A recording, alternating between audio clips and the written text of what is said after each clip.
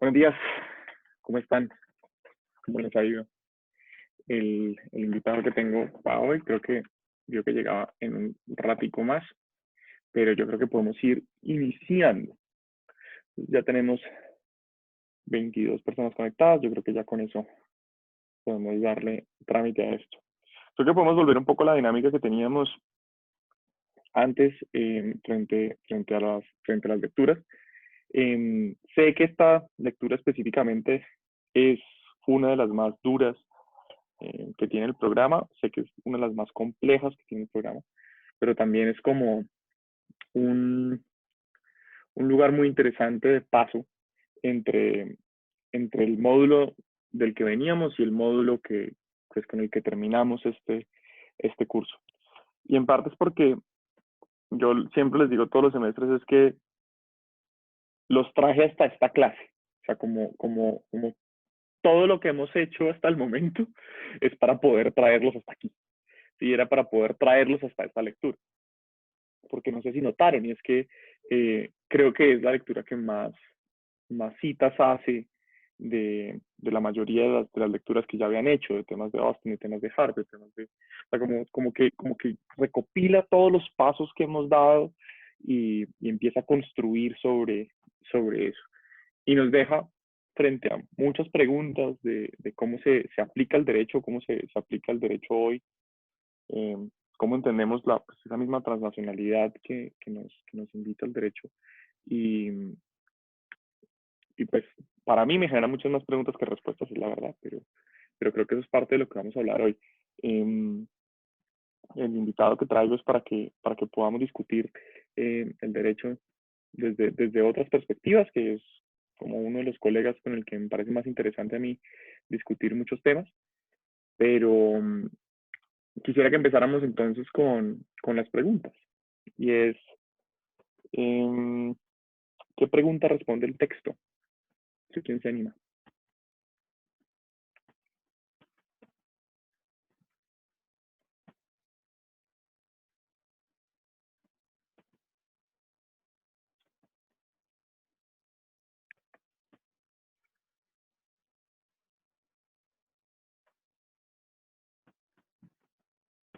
¿Se escucha? Dale, Sofía. Yo puse que la pregunta que responde al texto ¿es elemental estructurar una teoría general del derecho para que las prácticas jurídicas respondan a los retos de cara a la globalización?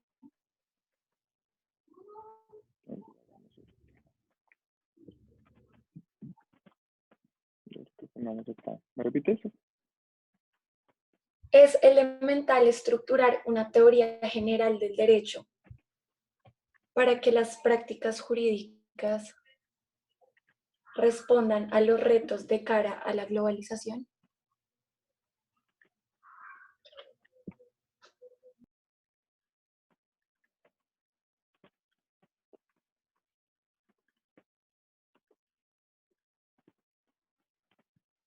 Listo. ¿Quién más? ¿Se escucha? Sí, ¿quién fue? Diana. ¿Cómo estás, Diana? Yo Dale. puse cómo se relaciona la teoría jurídica y la práctica jurídica en la globalización. ¿Cómo se relaciona qué? La teoría jurídica y la práctica jurídica en la globalización.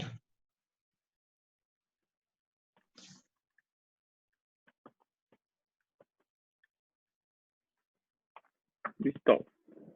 ¿Quién más por ahí? Yo puse que es el derecho, tiene nuestra concepción jurídica una aplicación real a los contextos globales. Otra vez, Ángela. ¿Qué es Que qué? es el ¿Qué derecho, es el como derecho? la primera parte, y después Sí. dice, tiene nuestra concepción jurídica una aplicación real a los conceptos globales.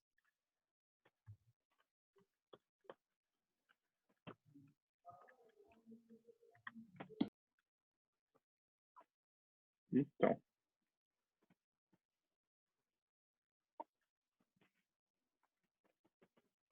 ¿Qué más hay por ahí? Yo puse cómo se podría implementar una teoría general del derecho desde el fenómeno de la globalización. Implementar una teoría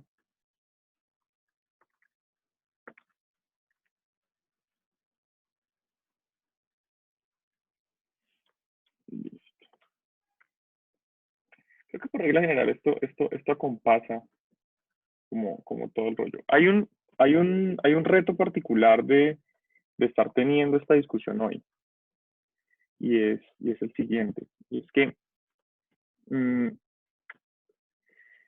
la globalización es un término súper noventero, creo yo. O sea, como que es una discusión bien vieja ya, pues porque los 90 fueron hace 30 años.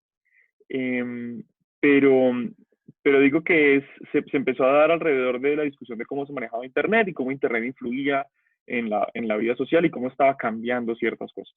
En ese momento esa es nuestra realidad, ¿cierto? Y ¿qué es lo que sucede? El derecho siempre llega tarde a todas las discusiones y llega tarde en su aplicación principalmente. Entonces, en el derecho seguimos discutiendo muchos espacios de la globalización, cómo nos afecta, cómo podemos hacer que las reglas de la teoría general apliquen en distintos lugares, cómo lo que estamos aprendiendo nosotros es relevante o no es relevante frente a las dinámicas que tiene el mundo. Y creo que esta pregunta que estaba poniendo acá, creo que fue Diana, que decía cómo se relaciona la teoría jurídica y la práctica, es como uno de los lugares donde vemos que hay unas brechas más grandes. Y con un punto particular, digo, porque es raro hablar de esto hoy, y es porque el jaque en el que está nuestra sociedad, como la conocemos, bajo las circunstancias en las que estamos ahorita, me llevó a encontrarme un término que yo nunca había visto, ¿sí? Desde que tengo esta discusión en mi cabeza o a mi alrededor, y es el término de desglobalización. Y es que a partir de un espacio de crisis como el que estamos viviendo, en el que los espacios nacionales se empiezan a contraer y se empiezan a cerrar y empiezan a cerrar sus fronteras, la pregunta que queda es si eso va a llevar a una desglobalización o desescalar un poco las múltiples redes que teníamos armadas de cómo interactuábamos entre todos. Si limitamos el comercio, limitamos la inmigración de personas, limitamos la migración de conocimiento y empiezan a haber otras dinámicas. Esa es la puerta, digamos, el vértice en el que estamos en este momento. Insisto, el derecho siempre llegará tarde a esa discusión y esas consecuencias de ese quiebre probablemente tendremos un par de años para discutirlas, pero sí digo que estamos en ese quiebre y es un lugar privilegiado si uno tiene la oportunidad de analizarlo, pero sí inusual frente a la discusión. ¿Dónde está el puente? ¿Cómo aplica esto en Colombia? ¿Cómo aplica una lectura como esta al contexto colombiano?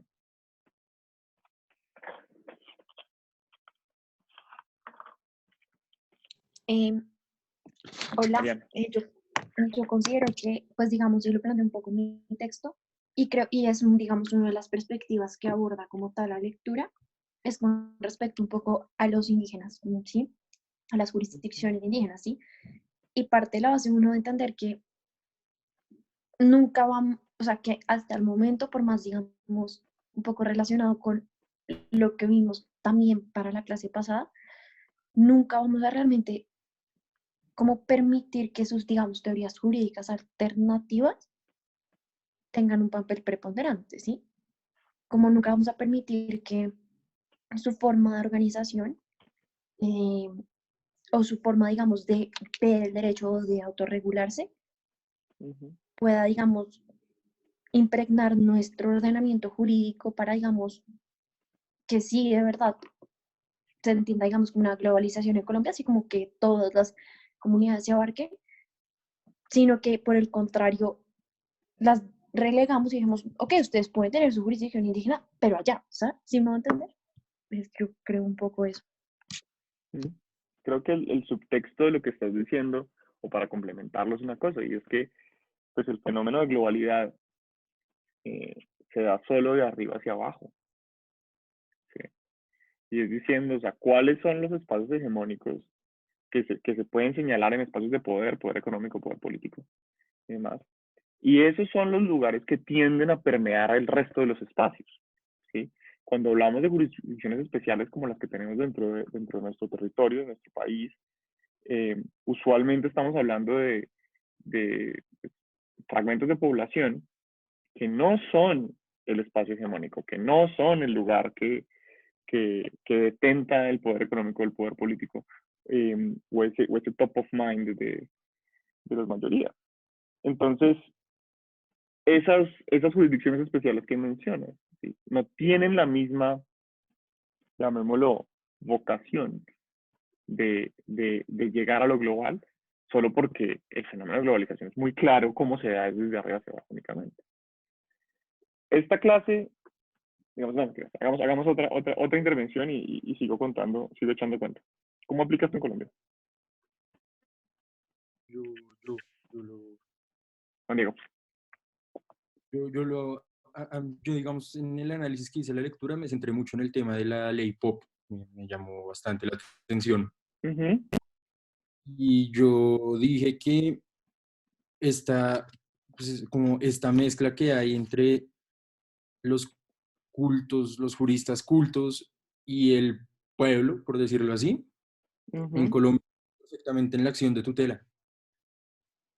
Y es porque la forma en la que está pensada la tutela, pues digamos, permite, me acuerdo en las clases con Esguerra que él nos decía que alguna vez trató con tutelas que hacían los presos desde su celda. O sea, es un mecanismo que uno, no necesita abogado, dos, no es difícil de hacer, y tres, interactuar directamente como individuo común y corriente con la legislación constitucional encima, las fuertes de todas.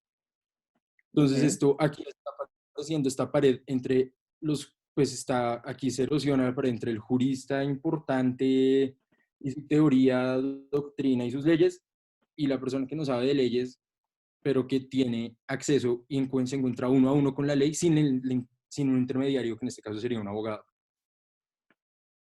Yo no sé si ustedes han leído el texto de Julieta Lemaitre del derecho como conjuro, si les ha tocado en otras clases.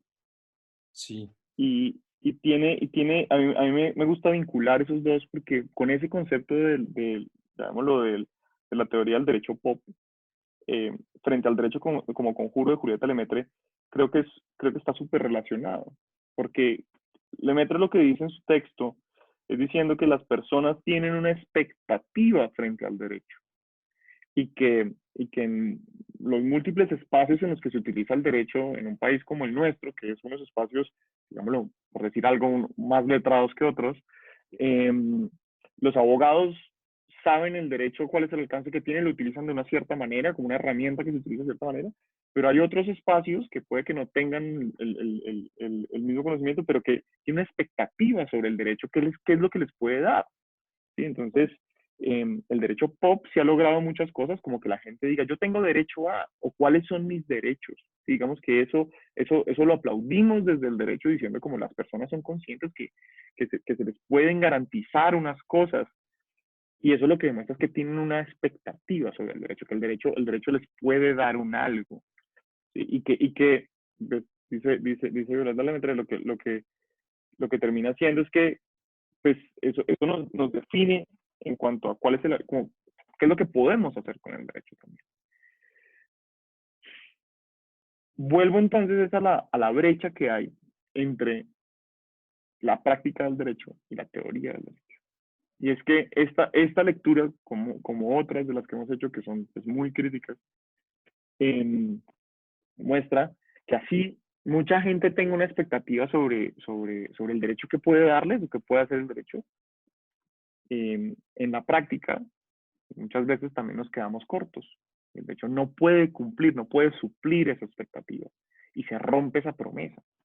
¿Sí? Y que el derecho pop, que nos dice, usted puede tener acceso a, usted puede hacer tal cosa, usted puede hacer tal otra, cuando lo enfrentamos frente a un rasero que podría ser de realidad, hace que no sea tan cierto, y que no en todos los espacios es igual. ¿Sí?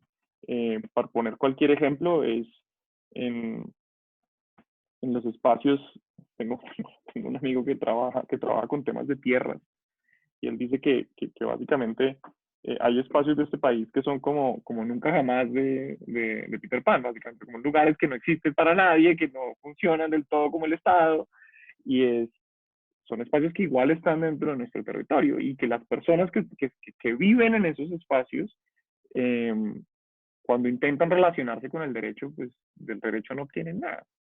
Un ejemplo que a mí me gusta dar mucho era unos amigos se fueron una vez a una brigada, digamos una brigada jurídica, a unos pueblos que si mal no recuerdo era como en el Bichada. Y son estos espacios a los que para poder acceder, tienes que acceder, obviamente, primero llegas en un avión de Satena, después coges un carro durante 2 horas, después tienes que tomar un planchón durante 3, y bueno, en fin, o sea, como que llegas a un espacio muy, muy alejado, y empezaron a relacionarse con la comunidad, a resolver sus diferentes cosas como consultorio jurídico, entre comillas. Y el que me estaba contando esta historia dice que atendió una señora que llegue y le dijo, tengo una hija con una persona aquí de la comunidad, pero él nos abandonó y él no responde por su hija. Entonces, claro, dice, el abogado le sale a uno por dentro. Dice, claro, señora, entonces eso es lo que vamos a hacer, eso es un incumplimiento de alimentos, y él le debe alimentos a usted y a su hija por el derecho de familia, y si él no quiere hacerlo, pues le ponemos una denuncia, y eso tiene efectos penales, entonces pues vamos a la fiscalía, y de hecho todo el discurso. Y la señora le dijo, pero sí, pero es que acá pues, no hay seccional de la fiscalía, entonces, ¿qué hacemos, doctor? Y ahí fue pues no sé, cuéntenme ustedes, señora, ustedes qué hacen, porque esa es la respuesta que da el derecho. Esa es toda la respuesta que yo le puedo dar, ¿sí?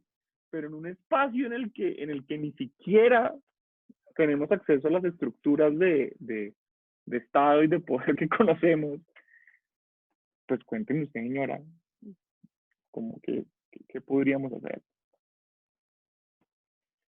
¿Qué más? ¿Cómo aplicas en Colombia?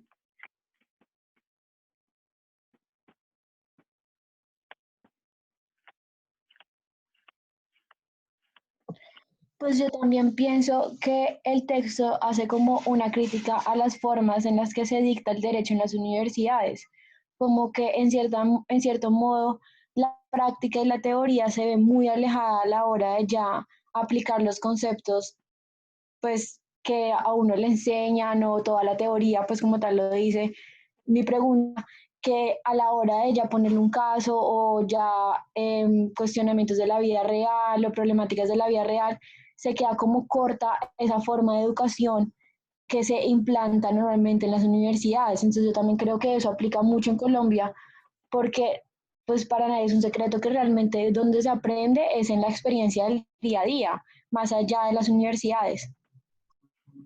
Entonces, ahí hay una cosa muy interesante, y es de las universidades tienen una respuesta estandarizada para eso, para ese reclamo específico. Y es, aquí es donde te pongo ejemplo, ¿no? Una anécdota que tiene Natalia, de cuando estaba haciendo su tesis de grado, la estaba haciendo con la hija del que era el vicerrector académico de los Andes en ese momento. Y ante un reclamo de esos, como que la universidad no lo forma a uno para ciertas cosas, la respuesta oficial de este señor con un cargo importante dentro de la estructura universitaria fue, es que la universidad los forma a ustedes para el primer día de trabajo. Ya, ellos son responsables para que ustedes sean competentes para su primer día de trabajo. Y ahí en adelante depende de ustedes. Esa es una realidad muy cruda, muy extraña, porque uno como estudiante, como que no tiene una expectativa, así como la gente tiene una expectativa sobre el derecho, no tiene una expectativa sobre su educación, sobre uno qué significa ser abogado y qué es lo que quiere que le den en clase. Yo recuerdo muchísimo tener una pataleta como yo terminé semestres o clases, digamos, en un semestre que terminaba en noviembre, pero en octubre de ese año, en 10º semestre, un profesor diciéndonos como, no, eso lo van a ver después. Y nosotros como, ¿después cuándo? Es que la carrera se acaba mañana. Así como que no hay tiempo de ver nada más. O sea, como ya esperas que haga la especialización. O sea, es como yo vine por conocimiento y tú no me lo estás dando. ¿Sí? Entonces uno siempre tiene esos reclamos de uno qué es lo que necesita. Y hay un ejemplo que me parece súper eficiente de eso, y es, digamos, de la manera en la que nos enseñan a ser abogados, y no es muy distinto en muchas escuelas, o sea, como que no es un tema que se limita al territorio colombiano. Hay un librito muy interesante publicado por gringos que dice pues hablando como de lo que no le enseñan a uno en la universidad, y es hablando de los abogados transaccionales y los abogados que hacemos contratos principalmente. Ustedes lo saben, ya se los he confesado mil veces, pues a mí todavía no estoy tranquilo con ser abogado, o sea, como que no me gusta el todo, pero hacer contratos me encanta. Una cosa rarísima. Y eso me produce un placer morboso ridículo. Pero hacer contratos es algo que no le enseñan a uno como abogado. Y suena súper paradójico. ¿Sí? Y uno dice, pero eso podría estar incluido dentro de nuestra formación. Por supuesto que podría estar incluido en nuestra formación. Yo sería feliz dictando una clase de contratos, de cómo hacer contratos, no es revisar el contrato de mandato, o sea, cómo hacer un contrato, cláusula por cláusula, cómo se define, cómo se diseña, cuáles son las cosas que hay que hacer, qué va en cada parte. O sea, eso es un montón de conocimiento que la academia lo tiene, pero que nadie nos lo quiere dar. ¿Okay?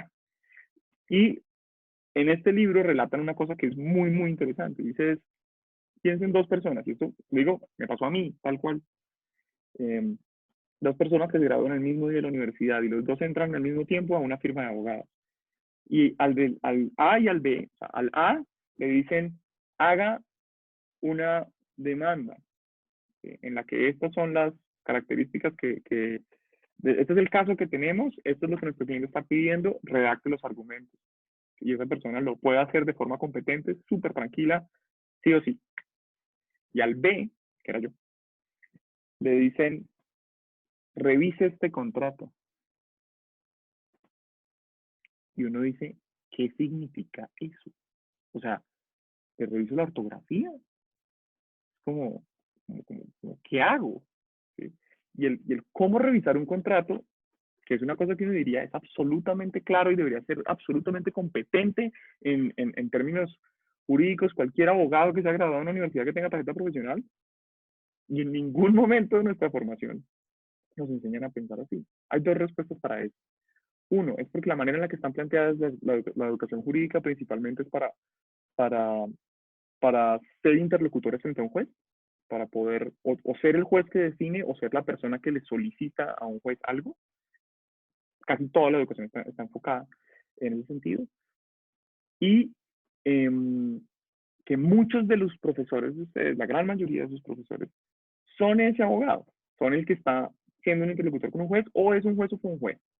¿Sí? ¿Por qué? Porque esos son los que tienen una práctica que normalmente es una práctica independiente, que tiene suficiente tiempo como para organizar su agenda de manera, digámoslo, autónoma para poder ir a dictar la clase. En cambio, los abogados corporativos, cuando tienen un contrato de trabajo y tienen que cumplir un horario, no todas las veces, muchos sí, por supuesto, pero no todas las veces tienen la flexibilidad suficiente para poder ir a dictar una clase y por tanto poder mostrar el otro lugar donde van a estar el 90% de ustedes, de cómo se puede definir o relacionarse con un cliente en términos de gestión de riesgo, en términos de implementación de estructuras de contratación y demás. ¿Sí? Parte de mi cruzada personal es poder hacer ese puente y ese contraste. No sé qué más hay por ahí. ¿Qué otro puente hay entre la lectura y cómo se aplica eso en Colombia?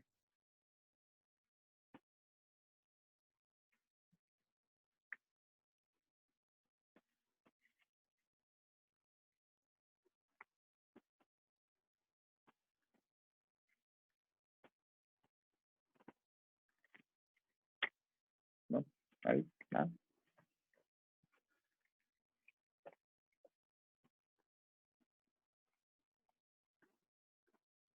Entonces, ¿qué contenido lo complementa? Bueno, ¿Qué ibas a decir? puedo hablar de Cuenta. cualquiera. Espérate que estaba buscando mi cosito ¿Quién está para hablando? guiarme. Sofía Arbeláez. Sofía, dale.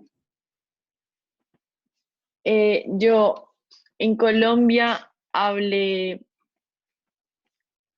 del recurso de casación con base en un texto de Jorge Gómez Jacome también, de Del Jorge doctor González González. Jacome. Ujú, Sí, porque el texto también hablaba como de otra contradicción, pues, o sea, también partiendo de esa contradicción entre teoría y práctica, eh, y de que el texto también, como en las primeras partes, hablaba que no se tendía a no mirar como el trasfondo político de las figuras, o sea, que no estaba mal como, mm, espera, sí, que hay que mirar en contexto. El texto habla del concepto de contexto, ¿sí? ujú, Entonces, yo utilicé el recurso de casación porque en ese texto de la casación el autor dice que se tiende a estudiar este recurso solamente desde su ámbito procesal y práctico y no lo que significó políticamente cuando se trabaja Colombia, que ujú. literalmente se extrajo como del derecho francés y tal cual se puso aquí para ayudar al proyecto de la regeneración y la centralización política. Entonces, como todo ese Sí, trasfondo político que tiene el recurso de casación detrás y que eso normalmente no se mira porque tendemos a separar mucho la teoría de la práctica en el derecho. sí. Totalmente, totalmente. Creo que es absolutamente pertinente. Sí, sí, sí. Listo. ¿Quién más? Gracias, Sofía. No hay nada. Yo, digamos, en el contenido Laura. que la implementa, Ujú, puse como una experiencia que tuve antes que empezaran las clases virtuales, y es que yo fui a la clase como de un profesor que me había dictado el semestre pasado, y él me contó que este semestre en la universidad le habían dicho que no podía seguir dictando la clase, o sea, el contenido en el que él decía que una cosa era la verdad verdadera y que otra cosa era la verdad procesal. Y entonces, pues él dijo, pues no me importa, se los voy a decir. Una cosa es la verdad que se presenta en un proceso que además, pues tiene un montón de artificios, un montón de formas de allegar las pruebas. Y es evidente que la verdad verdadera no es la verdad procesal. Entonces, bueno, él nos dio ahí un ejemplo y pues se me hizo muy irónico como la forma en la que quieren formarnos, ¿no? Porque eso es algo y se conecta mucho con el punto que estábamos hablando anterior, y es que en la práctica se presentan cosas muy diferentes a lo que nos han enseñado en la teoría, y pues es que es cierto que el papel lo aguanta todo, pero la gente lo que hace es como usarlo para favorecerse, ¿no? Y que la facultad no nos quiera enseñar eso fue algo como que me dejó en shock, porque la excusa que le dieron era como que estábamos muy chiquitos para conocer esa verdad, o sea, como que no estábamos preparados para eso. Y fue como, ¿quieres tapar el sol con un dedo o creernos pues tan bobos de no saber que una cosa es la verdad procesal y otra la verdad verdadera? Y pues eso fue lo que puse en el contenido que lo complementa. en qué clase era eso? En argumentación con PAES. Pues triste, No, triste, en serio, verdaderamente triste. es la mejor clase que he tenido, de verdad. Yo también, o sea, tanto En la así que, que había visto la clase y me fui a colar a otra clase como por escucharlo otra vez. Y Sí, no, no sé, Simón está de freerider hoy aquí en esta. Em, pero yo digo triste la censura, ¿no? O sea, el que a un profesor le diga, no, eso mejor no lo digas porque como que maluco. Creo que ya entró Camilo y podemos engancharlo con este tema que esa discusión de la diferencia entre la verdad verdadera y la verdad procesal, creo que lo hemos discutido varias veces. ¿Gallego está por ahí? Sí, aquí estoy. ¿Me oye ahí? O- sí, ¿oyó el cuento? No, pues no, Y yo lo llegué oigo. tarde, no. Pues básicamente que estaba en una clase de argumentación jurídica y que a Páez, de forma muy sutil y amable, como suele suceder en nuestra facultad querida, le dijeron que no podía explicarle a los estudiantes que había una diferencia entre la verdad verdadera y la verdad procesal, porque ellos no estaban preparados todavía para saber esa verdad. Sí, sí, sí. Hay una... No, a mí siempre, a mí ese tema, bueno, ese tema fue el tema toda la carrera cuando estaba ahí estudiando Derecho en la Javeriana, y yo creo que hay que entender varias cosas, y es primero, salir de la... A ver, el derecho es muy bueno para decir eso, que hay una verdad verdadera y una verdad judicial, pero es muy malo para reconocer que hay otras disciplinas que también construyen verdad, que yo creo que eso es lo que hemos intentado hacer en la clase de periodismo y derecho, ahí en la Facultad de la Javeriana, de, por ejemplo, mostrar cómo el periodismo, al igual que el derecho, también quiere construir verdad, ¿cierto? Entonces, y la historia también es otra disciplina que quiere construir verdad, y de forma las ciencias, pues cada una en su nicho y en sus métodos, pues intentan construir verdad, y verdad en términos pues como los términos más modernos, ¿no? Como verdad objetiva y bueno, que es un proceso metodológico, en fin. Entonces, a mí lo que siempre me ha llamado la atención de esa discusión es que el abogado es muy bueno para decir, hay una cosa es la verdad verdadera, otra verdad judicial, pero cuando alguien dice otra verdad se emberraca, ¿no? Entonces, es el ataque de los abogados a los periodistas, ¿cierto? Entonces, pues que el periodista no sabe, es un chismoso, lo hace mal, no entiende. Entonces, empieza como esa lucha permanentemente. Entonces, yo creo que eso no funciona muy bien. Pero así como está planteado, me hace pensar mucho, hay un texto de Carl Schmitt, que yo trabajaba alguna vez en alguna clase, que era como la cábala de cómo el derecho tiene se me olvida la palabra precisa, pero era una especie de cábala, ¿no? Como una magia, como un juego mágico donde, y esto pues es Carl Schmitt, que no era precisamente el que hablaba de magia, pero ahora sí lo describía él, y es como a partir del lenguaje, pues es la forma de sostener el poder de la disciplina, que yo creo que es algo que, pues, que Santiago trabaja en su clase seguramente, de cómo entonces la verdad judicial se ha convertido para mí en como esta cábala, este amuleto, es una especie de amuleto, es como el amuleto mágico que solo puede sostener los abogados y los jueces, ¿cierto? Y al que nadie más puede acceder. Entonces, imagine, y yo creo que en términos muy prácticos siempre sucede eso. Por ejemplo, la gran discusión hoy en día es cómo los jueces están retirando a los periodistas de las audiencias, ¿sí? O sea, están reconfigurando a becaría, ¿cierto? O sea, los jueces hoy en día están atacando uno de los principios más básicos del derecho penal, y es que el juicio penal es público. Y tiene unas razones por las que es público, que imagino que aquí ya han visto penal, pues tienen la oportunidad de verlo, y si no, pues, ¿verdad? Entonces, hoy los jueces detestan que haya periodistas en la audiencia, ¿cierto? Porque los periodistas también están empezando a contar la verdad judicial. Y no la verdad judicial de la sentencia, es la verdad judicial del proceso, y es que cuentan qué dijo el testigo, y eso el periodismo lo ha hecho hace mucho tiempo. O sea, eh, hay un relato maravilloso de un libro de historia de justamente una de las profesoras de comunicación de la Javeriana, y es como, por ejemplo, los periodistas, arrancando siglo, para allá en los años 30, años 20, cuando también estaban haciendo el periodismo un poco más profesional y formal, los periodistas se escondían dentro de los armarios de los juzgados. ¿Sí? Como no había audiencias públicas, sino que todo era al frente de un maquinista, ellos se escondían dentro de los armarios con complicidad de algunos empleados del juzgado, y ellos tomaban apuntes dentro del armario y al final salían y contaban lo que había dicho, ¿cierto? Entonces, finalmente, esta disputa entre la verdad verdadera y la verdad judicial pues tiene una visión muy práctica, pero yo siento que siempre es el lugar en el que se resguarda el abogado para no perder el control de la verdad, ¿cierto? Entonces, no, la verdad judicial sí es la nuestra, la que estamos estudiando nosotros aquí, nosotros nos estamos preparando, solo la sabemos manejar nosotros, las claves solo las tenemos nosotros, solo se puede hablar la verdad judicial de una forma, y bueno, y los otros si quieren construir verdad que construyan, aunque también molesta un poquito, ¿cierto? Entonces molesta mucho.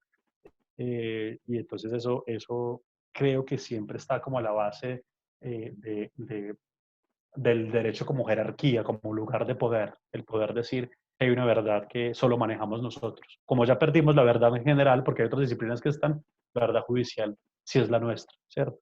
Y eso, yo más bien creo que conocer la verdad verdadera para lo que no estamos preparados es que lo que hacemos en el derecho lo puede hacer alguien más, ¿cierto? Y que toda esta pompa que le ponemos al derecho y le ponemos, finalmente alguien está preparado, incluso con mejores herramientas que el derecho para contar la verdad. Yo creo que a lo que no estamos preparados es saber que lo que hacemos es mucho más sencillo de lo que nos han dicho, ¿cierto? Y nos duele y nos cuesta mucho como entenderlo. Muchas gracias.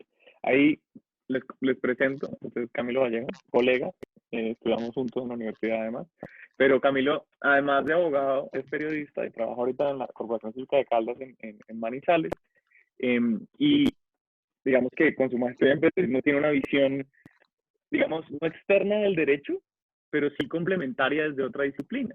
Y muchas de las discusiones y conversaciones que hemos tenido durante los últimos años es un poco esto, o sea, como que criticamos el espacio de pomposidad que tiene el derecho y que trata de resguardarse en eso y buscar sus legitimidades desde ahí, pero las otras disciplinas del conocimiento humano tienen mucho que decirle al derecho. Entonces, pondría un segundo punto sobre lo que estábamos discutiendo antes, y es que esa brecha entre la teoría y la práctica del derecho, ¿sí?, principalmente se abre más es por esa intención de darle al derecho una grandilocuencia y como un punto central y neurálgico en absolutamente todo, porque si algo tienen los abogados es que creen que el derecho aguanta todo, y el derecho sirve para todo, ¿sí? Y es como no, o sea, y en este momento, insisto, de crisis, es mucho más evidente en que, claro, pues el derecho es importante para poder expedir los decretos excepcionales de manera correcta, cosa que ni siquiera la presidencia ha logrado hacer. Ahí sí los abogados son importantes, pero más allá de eso, creo que era mucho más importante la opinión de un epidemiólogo o una epidemióloga frente a cómo manejamos esto, a un abogado, senador o senadora en el Congreso diciendo si nos vamos a morir o no. Es como las disciplinas ahí son distintas, y el derecho le cuesta mucho aceptar que en la teoría es una cosa súper grandilocuente y que en la práctica tiene limitaciones. Y como que esa brecha, el derecho cree que es muy costoso aceptar eso. Sí, a ver, pues qué pena hablar como de uno mismo, pero a ver, yo siento que esa huida que muchos tenemos del derecho a otras disciplinas, que a mí me parece maravillosa, ¿cierto?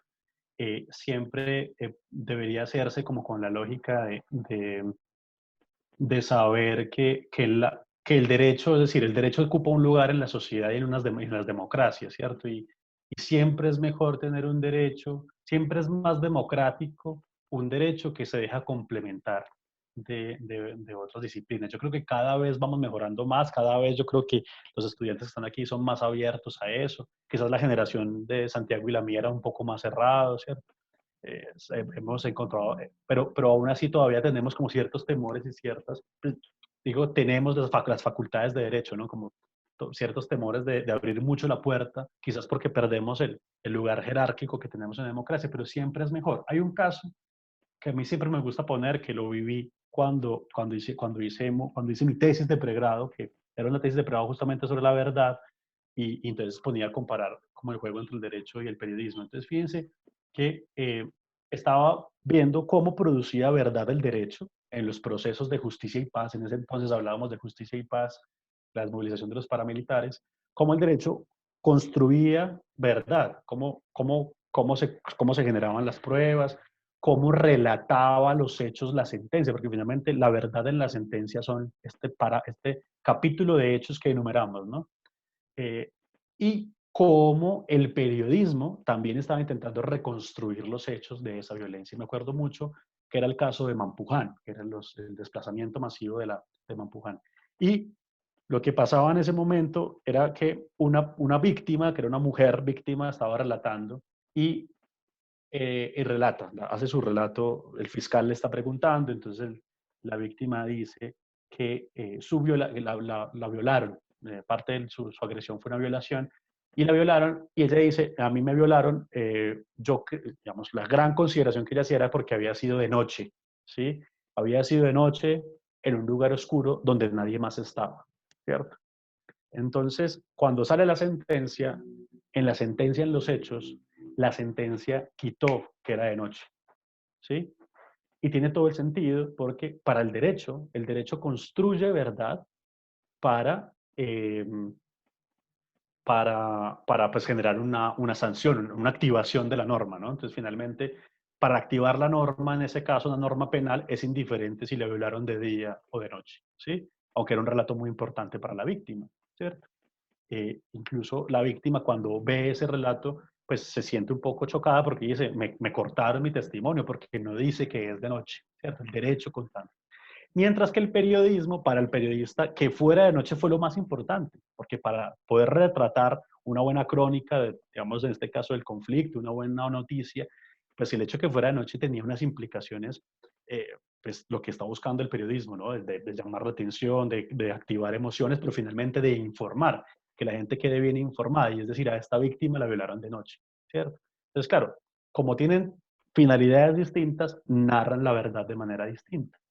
Y entonces, digamos, entonces uno pensaría es, la pregunta que siempre me hacían a mí es, ¿cuál verdad es mejor? Y yo digo, pues tienen que ser las dos, ¿sí? Porque en una democracia necesitamos una verdad que permita activar la norma para sancionar al responsable y reparar la víctima de violación, pero también poder tener un relato de verdad, en este caso periodístico, pero podría ser histórico, sociológico, cualquier cosa que se les ocurra, cinematográfico, audiovisual, pero que permita también que la víctima pueda reconocer su relato en una forma de construir verdad.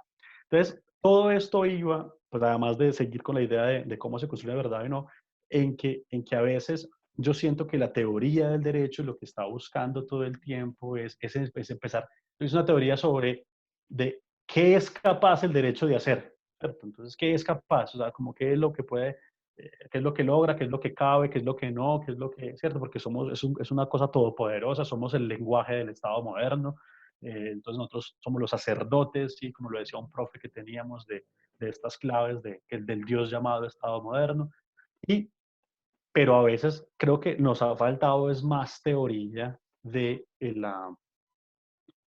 lo que, no es tanto qué es capaz el derecho, sino qué es realmente el derecho, ¿cierto? Los vacíos que tiene, las deficiencias, lo que nunca va a poder resolver el derecho, o sea, que reconozcamos como abogados que eso se le sale de las manos al derecho.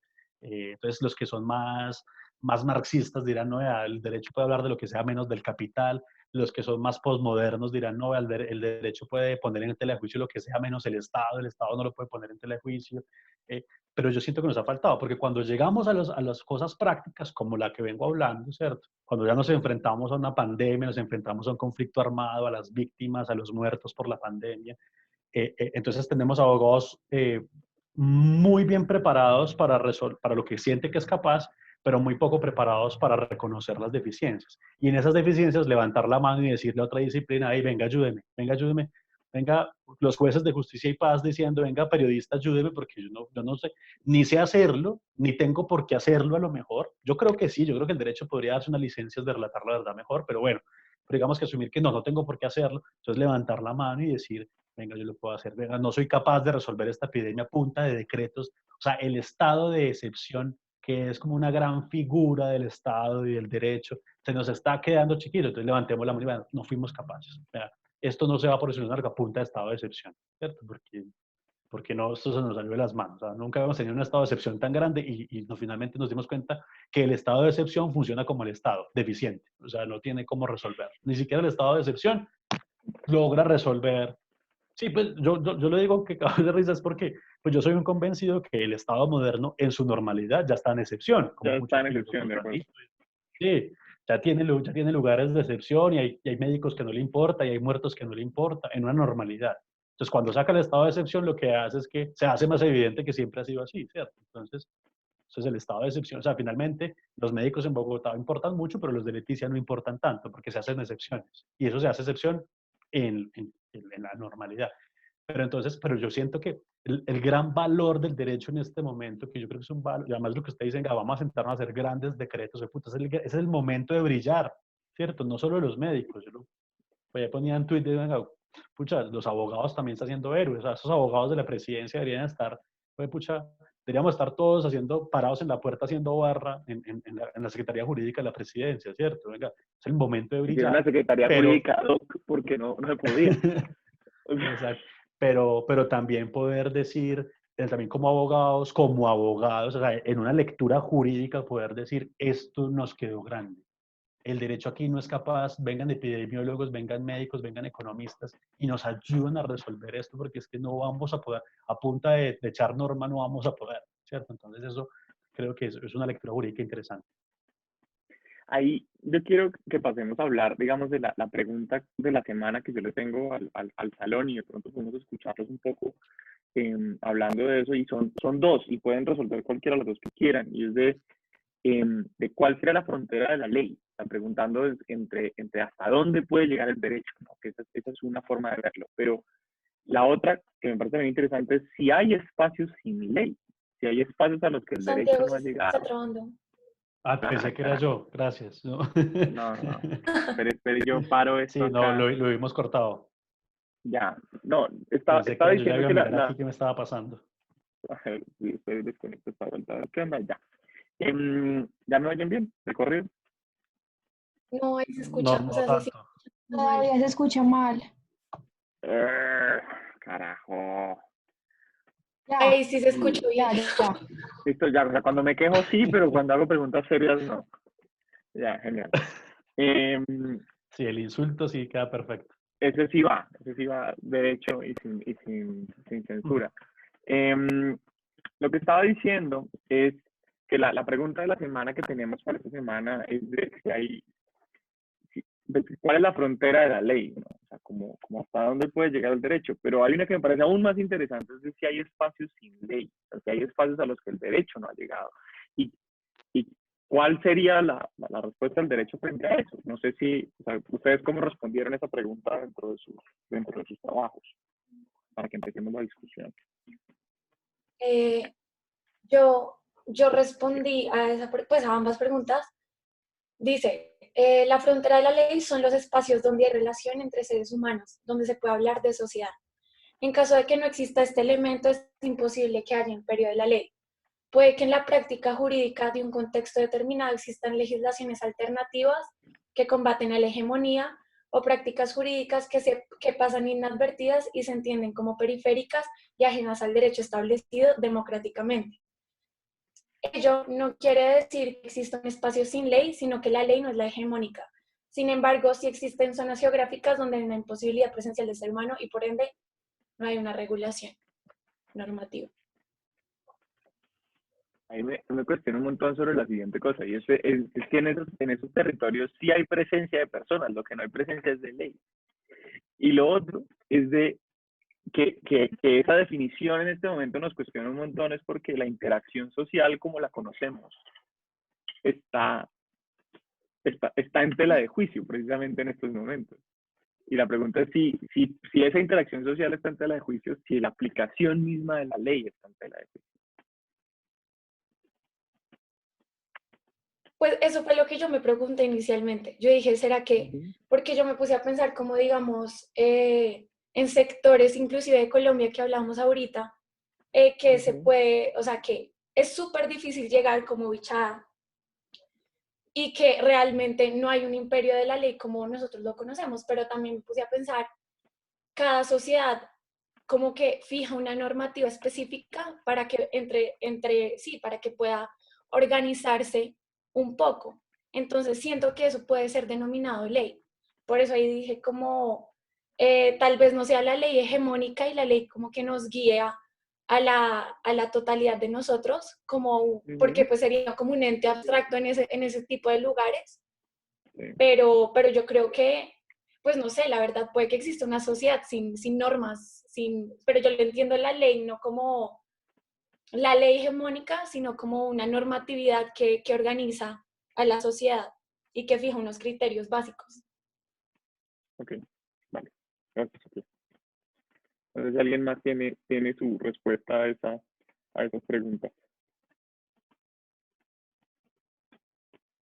Pues digamos, yo puse que yo no tengo clara, digamos, cuál es la frontera de la ley, porque creo que una cosa es la ley local y otra cosa es, digamos, como todos estos instrumentos de globalización que cada vez más amplían, digamos, como este alcance de la ley a un nivel como más macro. Entonces dije como, bueno, creo desde mi posición pues no estoy tan segura de cuál es la frontera de la ley, pero de lo que sí estoy segura, y fue como contesté la pregunta, fue que hay espacios que no tienen ley. O sea, porque sí, esos instrumentos pueden estar y pueden estar sobre papel, pero es como a lo que nos hemos enfrentado durante toda la clase y es en la práctica no. En la práctica la ley que hay es como la del más fuerte, quien tiene poder, quien tiene además como armas, violencia, y esa es la gente que se puede imponer. Pues muchas veces como que a lo largo de la historia colombiana esto se ha visto reflejado. Entonces yo contesté que sí, creo que hay espacios en los que no hay ley.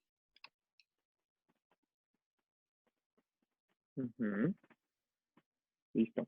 Gracias, Laura. No sé quién más quiere participar. Pues Juan Diego. yo respondí las dos, no sabía que podíamos escoger una, evidentemente. Son complementarias, creo yo, simplemente. Pero yo, pues digamos, al contrario de todo lo que han dicho antes, yo no lo tomé en un sentido tan metafísico. Y yo me fui por la explicación literal, ¿sí? O sea, ahora me siento un poco mal porque me fui por la práctica de abogado. Entonces yo sí, pues yo dije que según el texto, la frontera de la ley viene siendo lo que ha dicho la doctrina con el paso del tiempo, y es que la ley está limitada por el ámbito territorial de cada estado. Cada estado tiene su propia ley, pero que evidentemente con fenómenos como la globalización, pues se ha hecho posible que la aplicación extraterritorial de la ley ocurra más. Casos como las extradiciones, por ejemplo. Pero yo sí dije que si bien la ley está contenida por tradición en cada territorio, lo que se mueve mucho, y gracias a la globalización también, viene siendo la doctrina o el pensamiento bajo el cual creamos esta ley. Que es, digamos, un poco el tema que tocan con las ideas no es Hart, es Bentham, tratando de hacer una teoría general del derecho.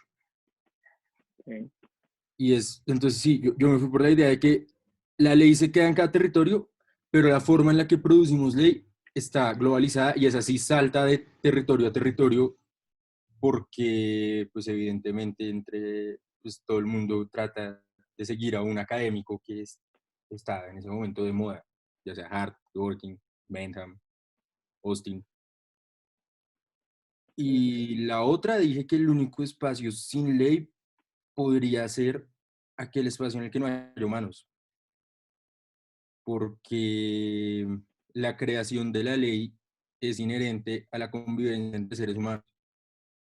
Entonces, si usted quiere tener un espacio sin ley, tiene que ser un sitio absolutamente remoto en el que no encuentre una sola persona que conviva con otra. Esa vendría siendo... Yo voy a dar dos ejemplos sobre, o sea, cómo contrarrestar las cosas que está diciendo, solo como por seguir en la discusión. Uno, sobre los espacios territoriales físicos, la discusión se rompe en la aplicación de Internet. Por ejemplo, los términos y condiciones de la plataforma en la que nos estamos viendo en este momento aplican ley californiana.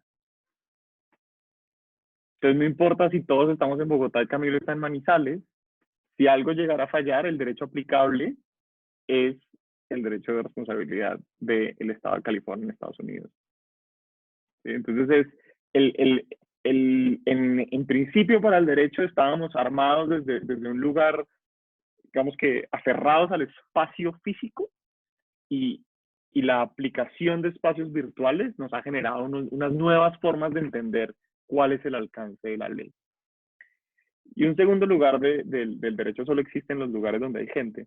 Hay un ejemplo, esto es pura reducción al absurdo y de verdad es ridículo, y es de, hay unos tipos muy locos en Estados Unidos que encontraron, dicen ellos, un hueco dentro de la Declaración de Naciones Unidas en la que declara que la tierra le pertenece a los humanos. Entonces, o a las naciones de la tierra. Entonces, ellos dicen que bajo eso, ellos hicieron una declaración en la que ellos se declararon dueños de todo lo que esté de ahí para afuera. ¿Sí? Y bajo esa premisa, y esto es cierto, si pueden buscarlo, hicieron una cosa que se llama la Embajada de la Luna, del Luna en Brasil, que vende parcelitas en la Luna, vende espacios de tenencia dentro de la Luna, y le puede a uno vender un lugar, y le mandan a uno el certificado de titularidad y todo, y obviamente pues no se quedaron en la Luna, pues porque hay más espacios en el universo, y también venden parcelitas en Marte y en otros territorios. Entonces, es diciendo, lugares en los que pues Marte, el único planeta que conocemos habitado únicamente por robots. Se cortó. Ya, ¿en qué me quedé? ¿En Marte o en la Luna? En parcelitas en Marte. Parcelitas en Marte. Entonces, Marte, que es el único planeta que conocemos habitado únicamente por robots, tiene... Se sigue cortando. ¡Ah!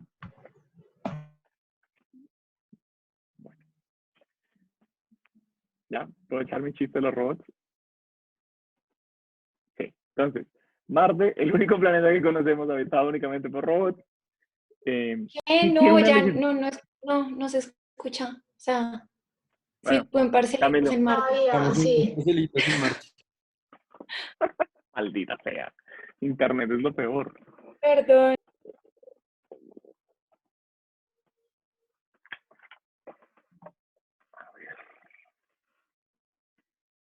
Tan. ¿Ya?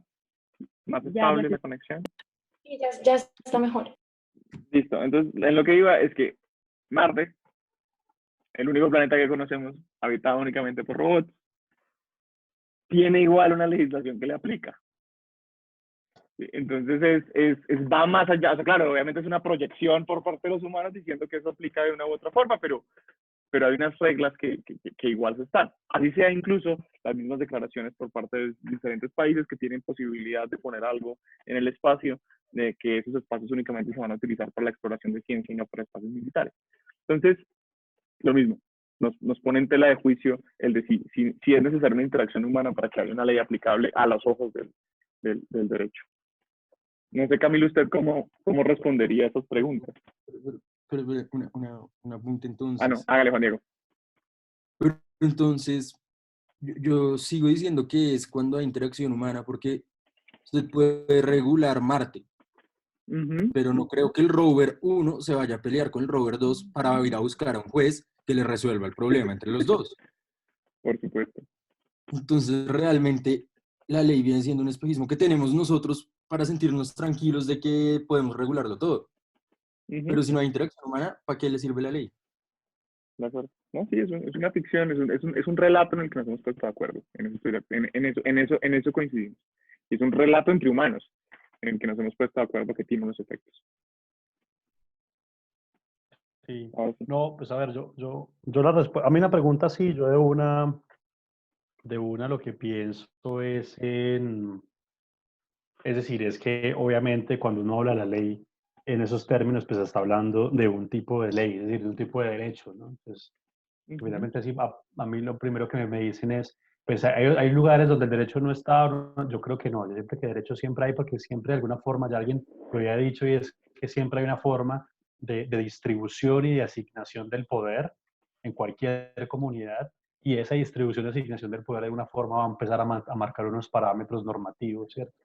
Yo creo que la gran pregunta es esta ley nuestra que vinculamos mucho a nuestra forma de Estado, a nuestra forma de distribución del poder, es decir, por ejemplo, una fuente normativa absolutamente central, ¿cierto? Centralizada en los sectores, en algunos sectores más centralizados que en otros, pero entonces hay una sola fuente de donde salen las normas, donde hay un juez que decide con unos parámetros y unos marcos de interpretación, pues seguramente no estará en muchos lugares.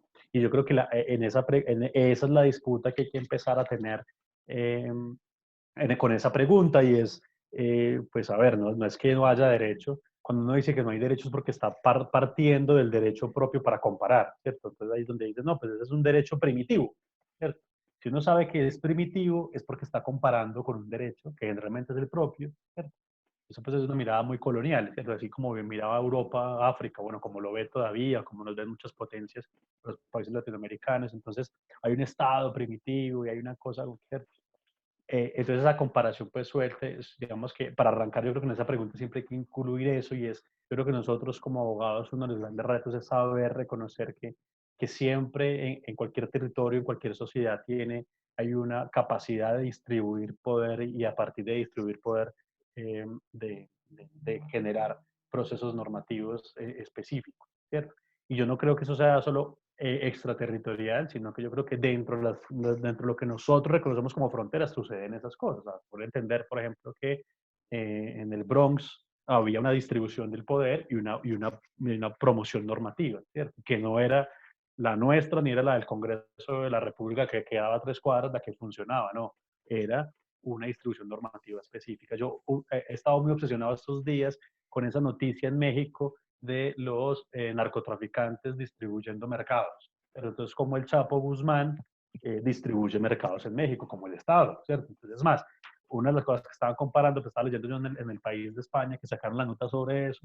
Entonces, en estas zonas, el Chapo está en la cárcel, digamos que es la gente, los trabajadores del Chapo y el cartel del Chapo, se estaban ufanando de que habían repartido más mercados que el Estado, que López Obrador, ¿cierto?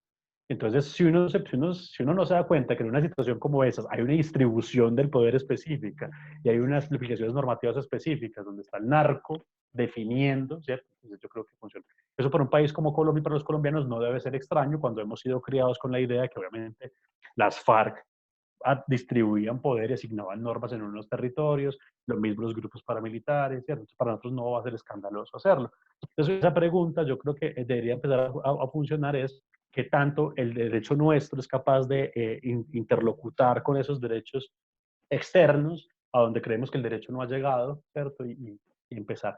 Pero yo creo que ya más allá, cuando ya empezamos a hablar, me gusta esa idea como todos queremos empezar a seguir a Dworkin, y a ver, eso sí es un hecho, pues entendiendo ya parados en el lugar hegemónico y del derecho que entendemos pues como hegemónico, ahí empieza a funcionar. Yo creo que en este momento que estamos viviendo, pues tiene unas discusiones interesantes, y es que no es el mismo derecho tampoco, ¿cierto? Es decir, primero, yo creo que es algo que ustedes han visto en clase, y es que las interpretaciones que hacemos de esas grandes teorías, pues son interpretaciones criollas nuestras, las acomodamos a nuestra perspectiva, y entonces cuando necesitamos una solución global a lo que estamos viviendo por la emergencia sanitaria, cuando empiezan a encontrarse los estados se dan cuenta que por más que estemos citando a los mismos autores, estamos hablando de derechos distintos. Puede que no creo grandes rasgos, pero sí cuando empezamos a pensar en los detalles. Y yo siento que los estados lo saben, o sea, los estados finalmente sí intentan cuidar sus propias interpretaciones del derecho moderno, ¿cierto?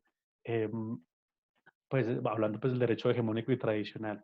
Hay un texto que a mí me gusta mucho, que trabajé mucho durante mucho tiempo, que es de Etienne Balibar. Etienne Balibar era uno de los estudiantes de Foucault, de esta misma escuela de París, y Etienne Balibar tenía una idea muy interesante, y era que la comunidad internacional, ¿cierto?, había puesto en un desafío a los estados modernos, estados nacionales, y era a lograr cuidar su soberanía. ¿Cómo cuidamos nuestra propia soberanía? Porque lo que empieza a tener la comunidad internacional es que los estados corren el riesgo de entregarle cada vez más soberanía a la comunidad internacional. Y han tenido que hacerlo inevitablemente. Entonces, hoy en día, muchas de nuestras normas comerciales se rigen por tratados comerciales internacionales. Nuestro derecho civil comercial está marcado por la idea de la Organización Mundial del Comercio, ¿cierto? En fin, las del trabajo por la OIT, y muchos estados obligados a aplicarlas, ¿cierto? Por lo que dice la Convención Americana de Derechos Humanos. Entonces, entran en un riesgo. Entonces lo que tienen que hacer es que los pequeños, los pequeños pedazos de Estado moderno y de derecho moderno que le quedan, lo que empieza a hacer es un trabajo de exageración, ¿sí? A veces lo llamábamos de sobreactuación, ¿cierto? Entonces tienen que empezar a exagerar todo el tiempo que tienen el poder, que tienen el control, ¿no? Entonces, por ejemplo, estados que tienen que seguir las reglas de la OMS en este momento, obligados, porque los tratados los obligan a seguir las reglas de la OMS, pero igual intentan hacer llamados. Entonces uno se ve a un Bolsonaro medio loquito diciendo, como pegado a las pequeñas cosas de soberanía que le queda a su Estado Nacional brasilero, intentar sobreactuarlas y decirlas, ¿cierto?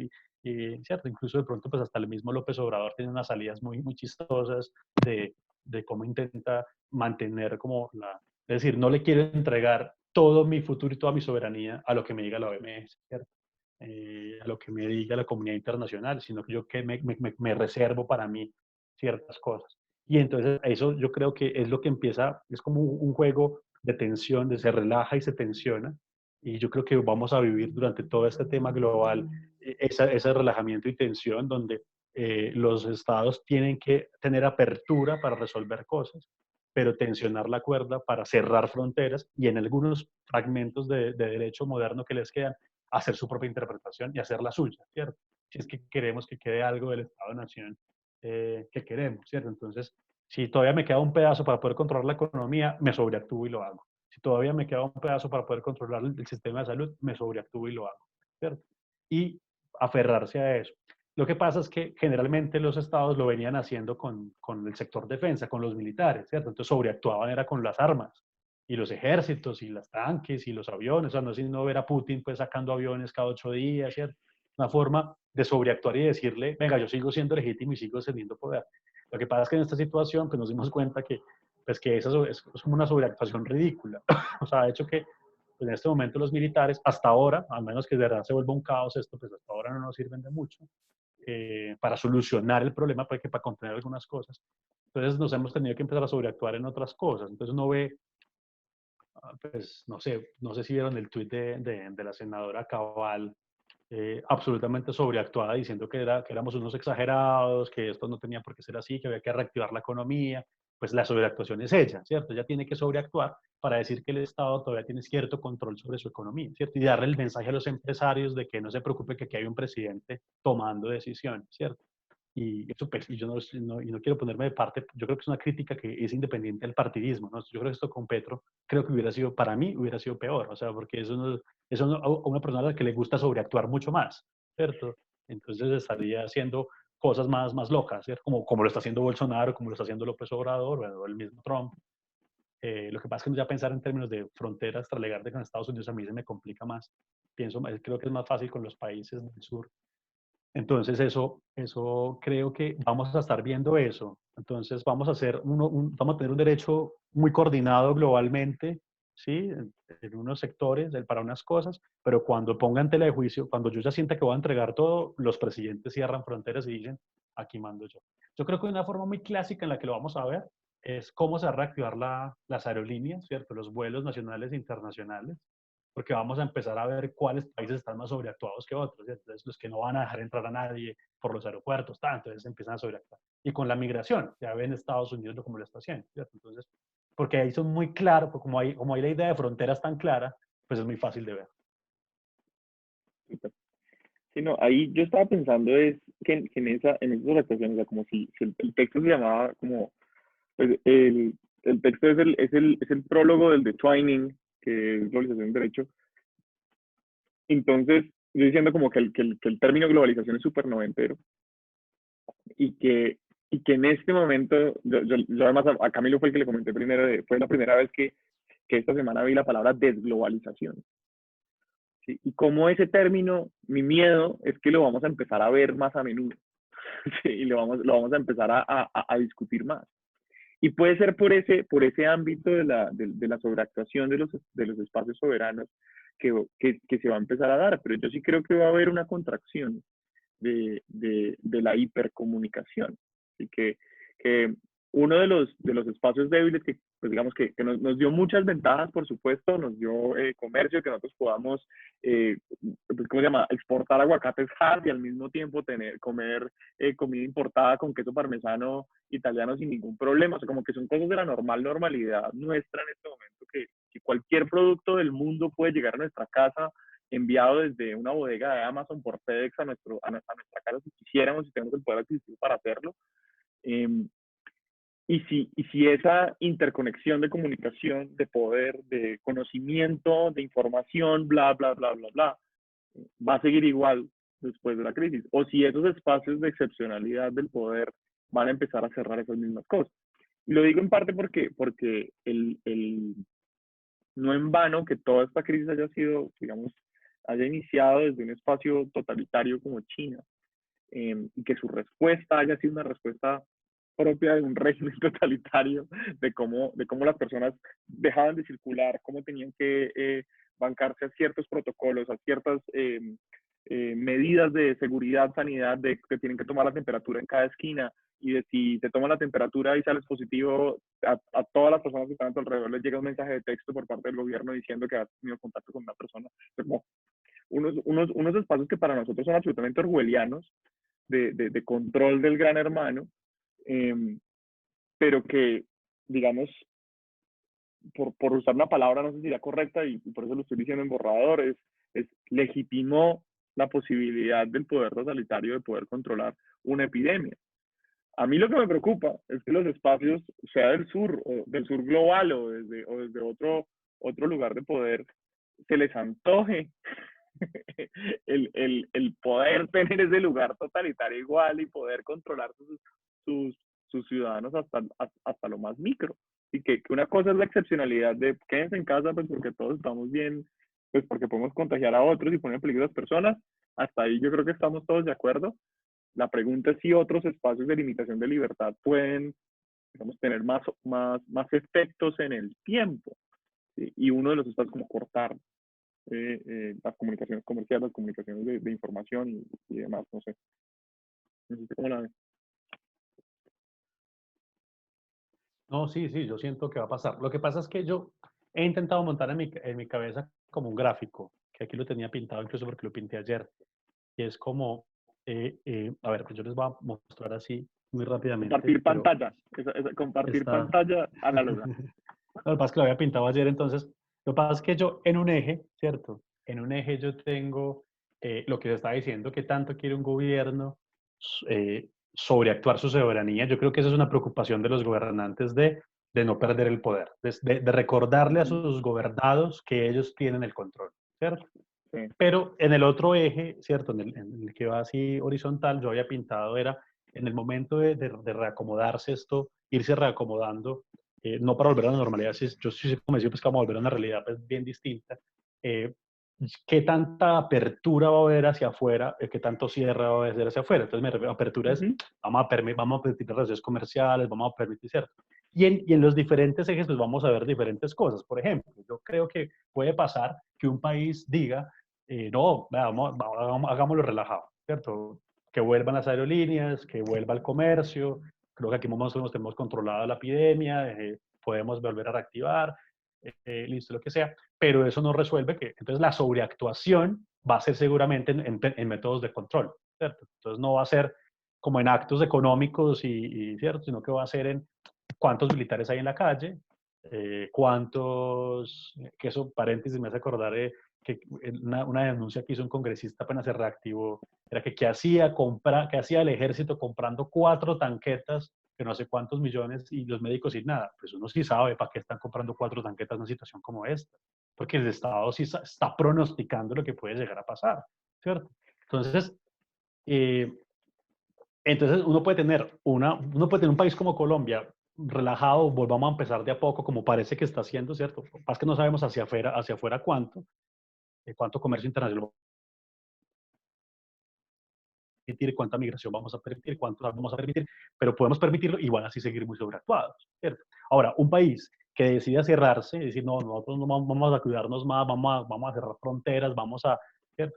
puede también tener una posición de sobreactuación, y ahí la sobreactuación será pues justamente sobre modelos económicos y sobre, es decir, se tienen que inventar básicamente una economía nueva a partir de arriba hacia abajo, ¿no? Entonces el presidente inventándose una economía, ¿cómo se va a inventar? ¿No? Y yo siento que los que creíamos que eran los presidentes más neoliberales, más de derecha, ¿cierto? Siento que son los que son más proclives a mantenerse cerrados y a mantenerse sobreactuados, ¿cierto? Los que al final se van a tener que inventar una economía nueva. O sea, siento, por la forma que los estoy viendo, actuar a Trump, a Bolsonaro, ¿cierto?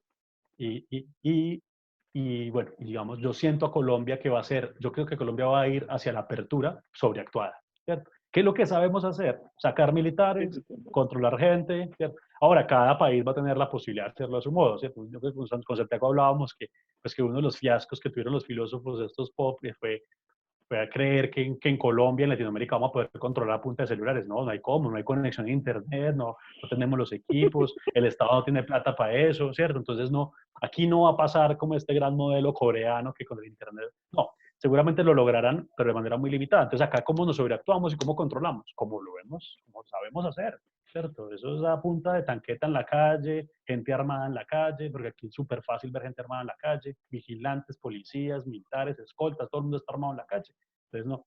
Entonces, los estadounidenses, ¿cómo lo van a hacer? Comprando armas, que es lo que saben, o sea, así es como sobreactúan todo el tiempo. O sea, eso yo creo que yo creo que en ese plano vamos a seguir viendo, y yo creo que en ese plano, pues la globalización va a ir funcionando. Entonces uno podría pensar que en un plano de apertura, los estados vuelven y aplican las normas globales, las normas, digamos, de los tratados de libre comercio vuelven y las aplican, pero para los derechos humanos no, ¿sí? Entonces a los de los derechos humanos me quedo en la mía, pero en la economía sí súper global, ¿cierto? Y así, o puedo cerrar y me invento unas reglas económicas nuevas, que ese, pues, es el miedo de muchas de las multinacionales hoy en día, es que la gran preocupación que tienen es que cuando reactiven no van a poder reactivar al tiempo en todos los países, ni de la misma forma, entonces va a tener que tener una empresa distinta. O sea, si antes tenían unas diferencias, Coca-Cola en México y Coca-Cola en Colombia y Coca-Cola en Argentina, ahora pues tienen que tener más diferencias todavía, ¿cierto? Entonces eso va a ser una locura.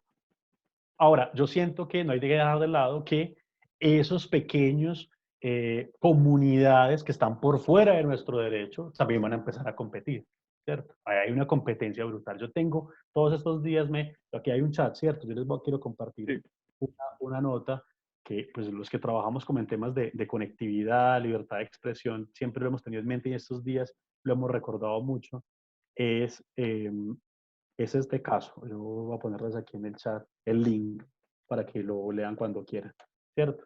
Y es el link es de la red comunitaria de los indígenas del Cauca. ¿Qué pasó hace unos años? Los indígenas del Cauca, con apoyo de algunas comunidades negras del Cauca, estaban cansados de que el Estado no les garantizara conectividad, o sea, internet y telefonía celular, sobre todo telefonía celular, ¿cierto? Entonces, ellos con el apoyo de varias ONGs internacionales, consiguieron los recursos, los equipos y montaron una red de telefonía celular alternativa propia. Es decir, sus propias antenas, sus propios cables. ¿Sí? Y se armó un problema con el Ministerio de las Tecnologías de la Información porque ellos no podían admitir, pues imagínense, es que nosotros damos por sentado que toda la conectividad debería estar controlada por el Estado. ¿Por qué? ¿Sí?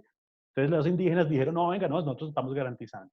¿Cuánto quisiera hoy el Estado colombiano que esas comunidades estuvieran hoy vigentes, esas redes alternativas? Podrían estar garantizando educación, podrían estar garantizando, digamos, todas las situaciones que estamos viviendo por estos temas virtuales. Entonces, fíjense que también esos estados modernos, esos estados, pequeños estados, diferentes al estado moderno, esas pequeñas organizaciones de poder locales, también están buscando cómo autogestionar situación de salud, autogestionar su economía, autogestionar su conectividad. Y a mí me preocupa mucho porque la forma como los estados reaccionen a esas comunidades va a ser muy, muy, muy importante, ¿cierto? Pues yo creo que Colombia puede volverse un poco también más fuerte con ese tipo de comunidades si quieren autogestionar cosas, ¿cierto?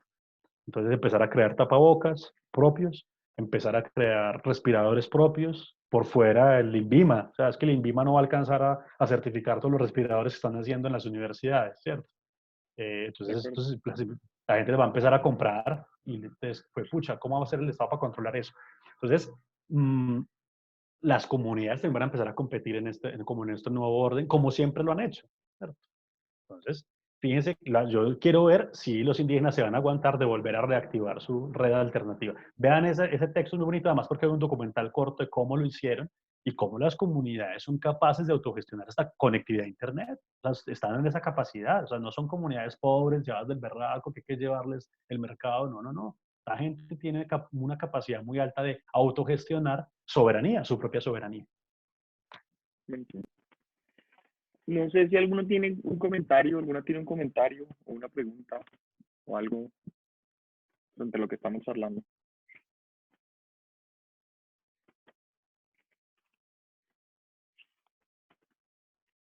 ¿Nadie por ahí?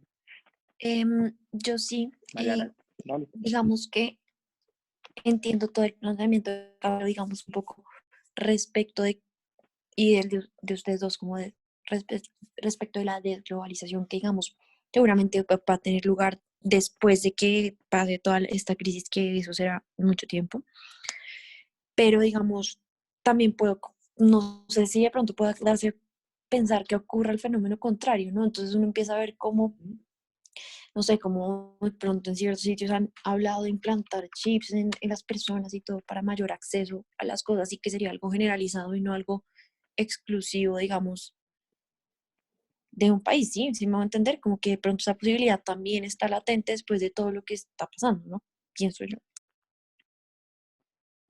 Y ahí la acotación que tendríamos es únicamente de qué países accederían a este tipo de tecnología de forma, digamos, amplia, ¿no? Y es, el otro día estaba leyendo un artículo muy duro diciendo, listo, y si tenemos la vacuna mañana contra el COVID-19, ¿qué? Y ahí empieza una negociación muy compleja en términos comerciales de cómo se produce, cómo se distribuye, quiénes tienen acceso primero. Y digamos que un país como el nuestro en su ubicación, no solamente geográfica, sino socioeconómica, entra en unas listas de espera muy complejas. Entonces, claro, la posibilidad de rastrear las personas con geolocalización y cómo se define implantándole un chip, uno dice, es absolutamente latente, la tecnología está ahí, es totalmente posible, se podría producir, se podría implementar. Y al mismo tiempo sabemos que un país como esto, el acueducto que se ha implementado como un servicio básico desde hace 100 años, hay espacios en los que no ha llegado todavía. ¿Sí? Entonces hay unos lugares en los que todavía no hemos terminado de cumplir ni siquiera con lo que hace 100 años nos pusimos de acuerdo que era absolutamente básico. Entonces, una cosa que es una necesidad latente frente a una crisis global como esta, pues, no termina de pasar. Habría que buscar, digamos, cuál es el cubrimiento del plan básico de vacunas en Colombia completamente, que es además gratuito, pues patrocinado por el Estado, armados diciendo como el esquema de vacunas de Colombia que incluye, que es muy amplio además y es bien generoso, digamos, debería cubrir a todos los niños y niñas que nacen en este país. La pregunta es si la cobertura realmente es total. Vuelvo a lo mismo, en cosas en las que ya estamos de acuerdo desde hace muchísimos años, que debería ser totalmente obligatorio y debería cubrir a todas las personas. Y aún así, siempre hay, como en espacios como los nuestros, estamos acostumbrados a que la normalidad es que hay espacios que no llegan, espacios que no se cubren, espacios que se excluyen de esos discursos. No sé quién más tenga ahí. Sí, a ver, no, pues yo quisiera ahí contestar, o sea, yo creo que sí es posible, o sea, por supuesto es posible. Lo que yo creo que no hay que perder de vista es al costo de qué sería posible, ¿cierto? Yo creo que una visión donde la globalización, digamos, se mantenga o se reconfigure, pues siempre tiene el costo de que se está haciendo a la fuerza contra alguien, ¿cierto? O sea, hay alguien, si nos pusimos de acuerdo es porque a alguien dejamos por fuera, ¿cierto? Digamos que esas son como las figuras siempre que tenemos para hablar como de estas apuestas de consensos globales. Siempre hay alguien que queda por fuera porque finalmente la decisión de ponernos de acuerdo, o bueno, sea de manera explícita, que se sentaron en la ONU y se pusieron de acuerdo, que eso no muy pocas veces pasa, sino que se van poniendo de acuerdo de a poco, ¿cierto? Y se van encajando las situaciones.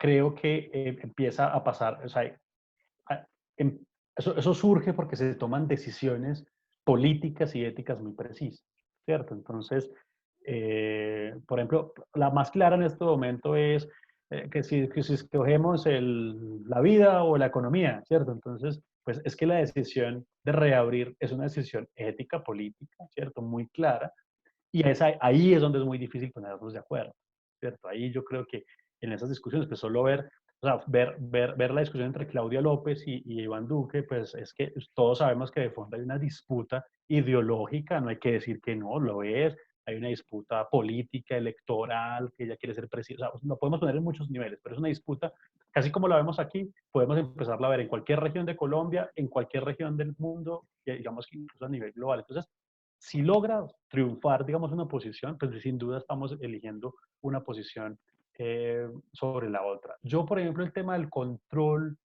ciudadano lo veo difícil, yo lo veo muy duro y les voy a decir por qué, porque los asiáticos son muy buenos para hacerlo, pero las otras potencias del mundo, y pongo el caso de Estados Unidos, tienen, para volver al terreno jurídico, tienen unas bases jurídicas del derecho de información, del derecho de privacidad, construidas en otras lógicas muy distintas a las lógicas del derecho continental como el nuestro, ¿no? El francés latinoamericano y por supuesto el derecho asiático, porque para ellos entienden el acceso a la información privada, la libertad de información en unas lógicas muy, o sea, les voy a decir, a grandes rasgos para Estados Unidos esos temas son fundacionales a su Estado.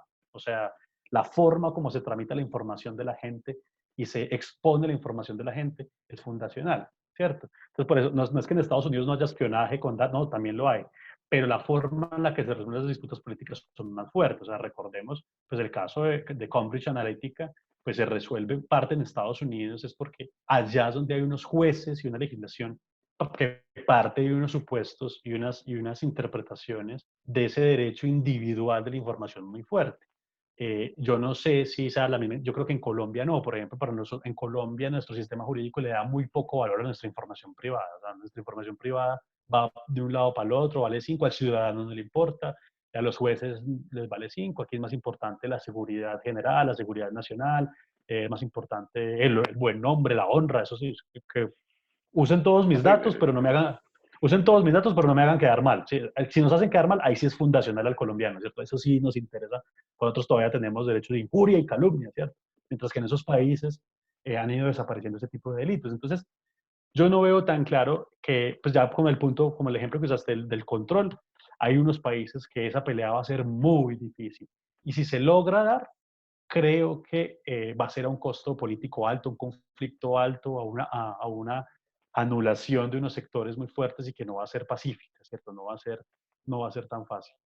Yo creo que sí es posible, pero si se logra, va a ser a un costo, digamos, de violencia, de exclusión, de discriminación muy alto. No sé si alguien más tiene alguna intervención. Gracias. No, dímela. ¿Alguien más por ahí?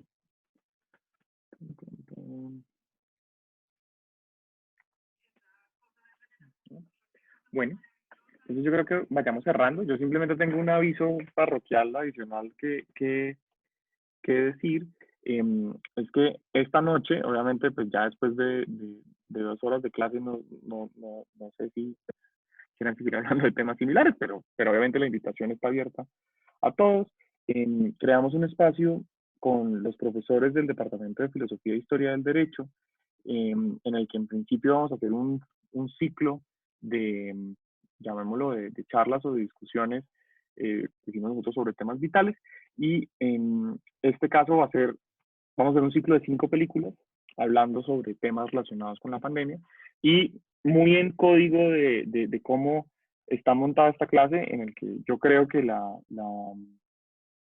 ficción tiene muchas formas de cómo hablarnos y cómo ayudarnos a entender, pues, todo esto que está pasando. El ciclo empieza esta noche con una charla sobre una película que se llama Hijos del Hombre, Children of Men, de Alfonso Cuarón, que está basada en una novela de una autora que se llama Lily James. y empiezo yo charlando de ese asunto. Ya les voy a mandar, si es que logro encontrar el flyer de esto, el cartel con la invitación. El cartel con la invitación está acá.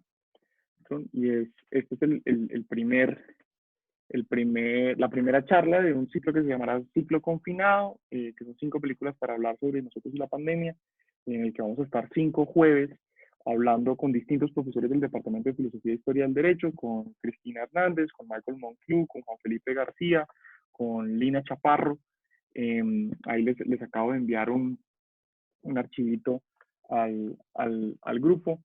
Si no, pues en redes sociales como @sordo pueden encontrar como el link. Les paso acá, veite.leg está ciclo confinado. Y es en ese link se conectan a una llamada por Zoom, jueves 7 de la noche, y vamos a estar hablando como de distintos temas y cómo la ficción nos puede ayudar como a organizar la cabeza y poder estar repensando el mundo y repensando nuestra realidad a partir de esta crisis. Si les interesa, muy bienvenidos a que nos acompañen este jueves o cualquiera de los próximos 4 jueves que vienen. Digamos que es un espacio que estamos creando desde el Departamento de Filosofía e Historia del Derecho para crear comunidad también con nuestros estudiantes y podamos verlos y podamos compartir con ustedes frente a temas vitales. A Camilo, muchísimas gracias por acompañarnos, por poder sacar el tiempo, además con tan poco espacio para esto, por todos sus conceptos y las cosas que va armando. De verdad, siempre las charlas son maravillosas y me encanta poderlo tener en clase para que podamos discutirlo abiertamente. No, muy chévere. Muchas gracias por la invitación. Muy chévere también la conversación con todos. Ojalá salgamos de esto rápido. Y yo creo que hay una cosa que dice Santi, yo creo que en esto hay que ponerle mucha emotividad y poner la personalidad de uno sobre la mesa y darnos cuenta que estamos frágiles, que estamos aburridos, que estamos mamados. Y yo creo que en esas conversaciones entre todos pues también podemos salir adelante pues con lo que queremos y con nuestros proyectos y con nuestras clases, en fin. Muchas gracias por la invitación. No, con gusto. Gracias. Entonces, que estén muy bien y nos vemos el próximo martes. Si se les antoja, esta noche también a las 7 conectados en la charla. Que tengan buen día. Gracias. Chao, Santiago, muchas gracias.